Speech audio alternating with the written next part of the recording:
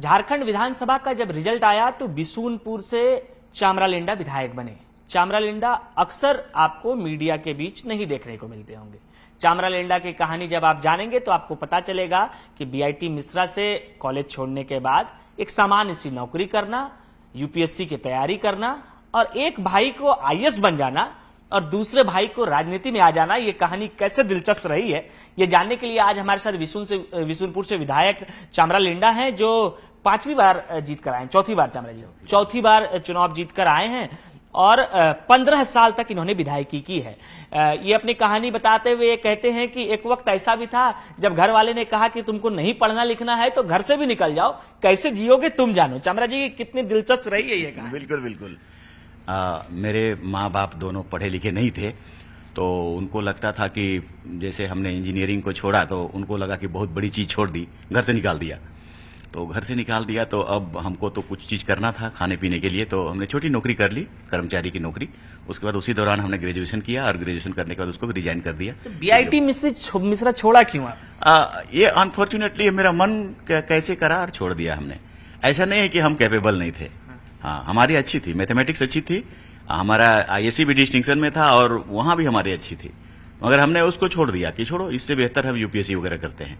ऐसा मेरे मन में आया था, बीआईटी में से छोड़कर यूपीएससी। हाँ, ऐसा दिल में आया था, तो हमने उसको छोड़ दिया। फिर और एक ऐसा भी कारण रहा था, इकोनॉमिकली हमारे पास मेरे माता पिता छोटे नौकरी करते थे, तो दोनों भाई हम लोग इंजीनियरिंग कॉलेज में चले गए, तो खर्च ज्यादा हो गया। फिर छोटे भाइयों का भी, बहनों का भी खर्चा होने लगा, तो ये भी मेरे दिमाग में आया था कि ये खर्चा मेंटेन नहीं हो पाएगा।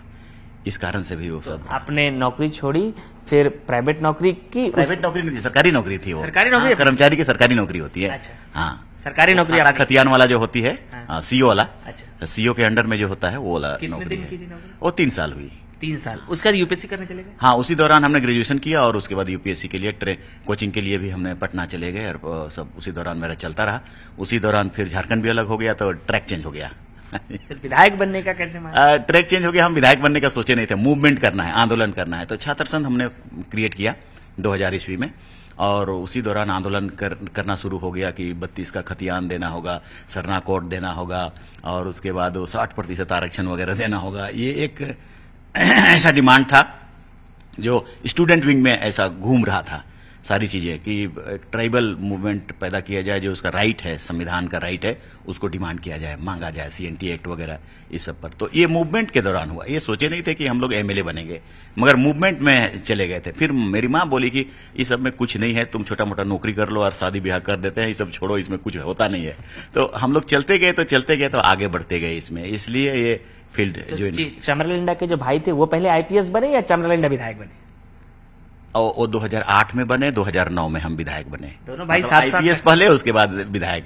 दोनों भाई साथ साथ। जब विधायकी आपने शुरू की तो और अब लंबा समय रह गया, 15 साल रह गया, बिशुनपुर की जनता में क्या विश्वास बन पाया?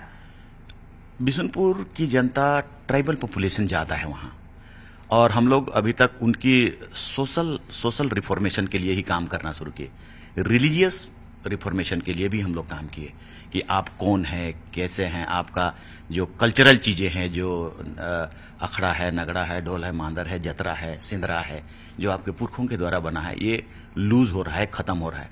हम लोग कोचिंग के दौरान में भी एंथ्रोपोलॉजी जब हम लेना शुरू किए थे तो उसमें भी हम लोग को एक इंडिकेट किया गया कि आदिवासी कम्युनिटी आने वाला कल में भारत देश से भी खत्म हो जाएगा।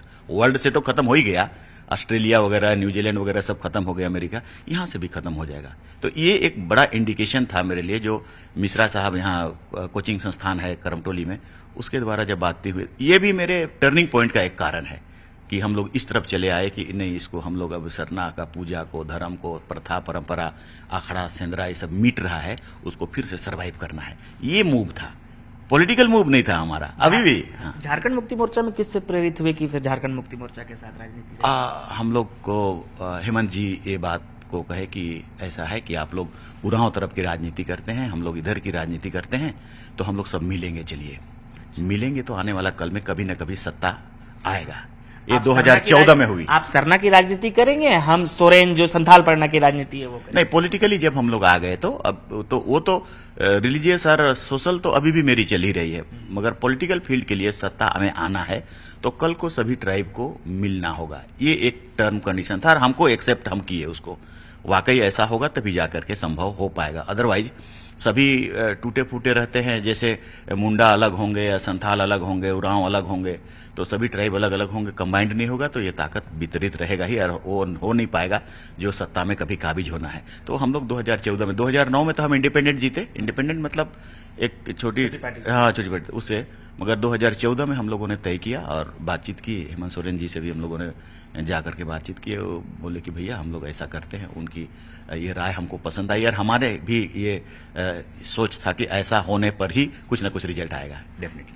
चामरा लिंडा जी बड़े बेबाक रहते हैं पार्टी के अंदर भी, पार्टी के अंदर भी विद्रोह आपका चलता रहता है। नहीं, विद्रोह नहीं रहता है। जैसे एक चीज रहता है कि कोई चीज होना है तो हम मतलब अपनी नाराजगी से अपनी भावना व्यक्त करते हैं, हम नाराज हो जाएंगे। ये चीज होना है, जैसे लैंड को प्रोटेक्ट करना है या कोई कानून को, पेशा एक्ट को करना है या किसी भी चीज को हम लोग चलिए करते हैं, तो अगर होता दिखता है तो ठीक ही है, और नहीं होता हुआ दिखते हैं तो नाराजगी से हम लोग प्रस्तुत करते हैं कि नहीं कर रहे हैं, नहीं हो रहा है तो इसको चलिए करना होगा। इस तरह की बातें मेरे दिमाग में रहती है, बल्कि हमारा किसी तरह का कोई दुर्भावना होता नहीं है। लोकसभा चुनाव के दौरान क्या रहा कि आप कहें कि हम लड़ेंगे चुनाव, हम पार्टी भी आपको बोली दो बातें बहुत इंपॉर्टेंट थी हमारे लिए। अभी से 25 सालों का ट्राइबल कम्युनिटी के लिए सर्वाइवल पॉइंट ऑफ व्यू अभी के लिए है, आने वाला 5 साल के भीतर।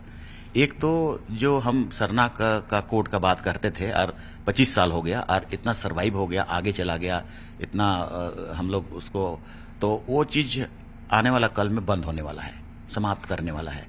तो उसको हम लोग कैसे प्राप्त करें? अब गवर्नमेंट जिस कारण से भी करे हो, मगर केंद्र सरकार ने जो हम कॉलम होना था जिसमें सरना का लिखा जाना था उसको क्लोज कर दिया।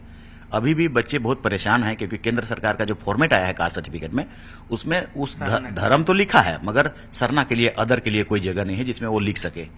तो 6 धर्म है, उसी में लिखना है, तो परेशान है वो लोग। और ऐसा भी इस बार वो कॉलम को बंद कर दिया गया है। इस बार का जनगणना में परेशानी होगा और अगर नहीं होगा तो आने वाला कल में वो क्लोज हो जाएगा चैप्टर की सरना का आप डिमांड करें और उस धर्म को आगे बढ़ा सकें और उस धर्म से संबंधित जो सांस्कृतिक प्रोग्राम है उसको भी आप आगे बढ़ा सकें। ऐसा क्लोज होने वाला है। मतलब हमारा सर्वाइवल का बात है, हमारा आइडेंटिटी खत्म करने की बात हो रही है। तो वो पहली बात है।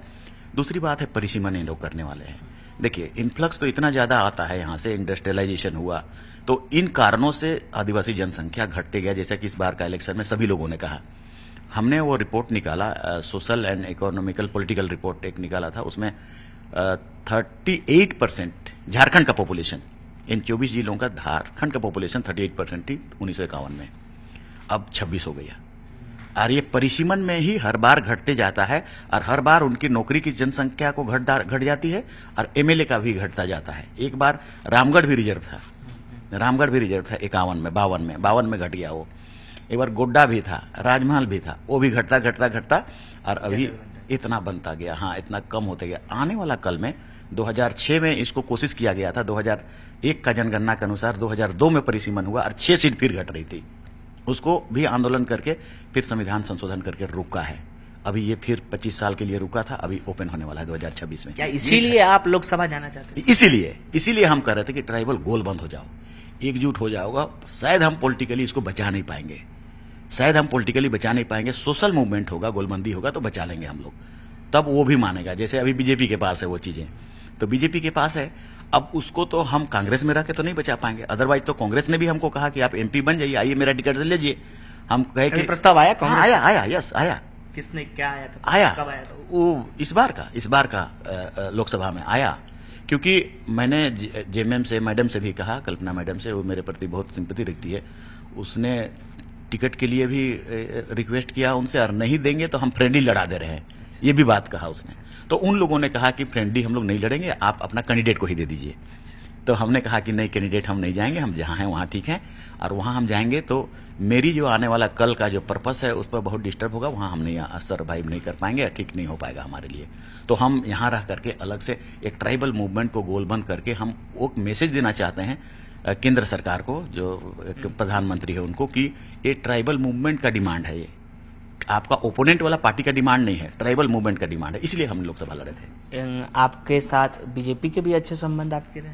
हमेशा रहा है, हमेशा बातचीत हम करते रहे, रघुवर दास से भी बात करते रहे, इससे भी बात करते रहते हैं। इसके पीछे मेरी अपनी पॉलिसी रहती है, मेरी अपनी पॉलिसी रहती है, मगर मुझे करना क्या है वो हम खुद जानते हैं। कभी ऑफर कहाँ बीजेपी जाना है उसको हम भी जानते हैं। हाँ, हमेशा हमेशा ऑफर करता है।